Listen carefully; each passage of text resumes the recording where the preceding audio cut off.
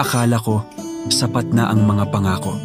Mga pangarap na binuo nating dalawa, ang mga gabing pinuno ng iyong mga salita, na ako'y mahal mo, na ako'y kasama mo. Ngunit bakit ganito? Bakit tila naglalaho? Hindi ko kayang labanan ang mga tanong. Sa bawat yakap, dama ko ang layo mo. May iba na bang umaangkin sa puso mong dati akin? Mayroon bang mga lihim na ngayoy lumilitaw? Mga patunay na ako'y isang panandaliang sigaw, mahal kita, iyon ang totoo.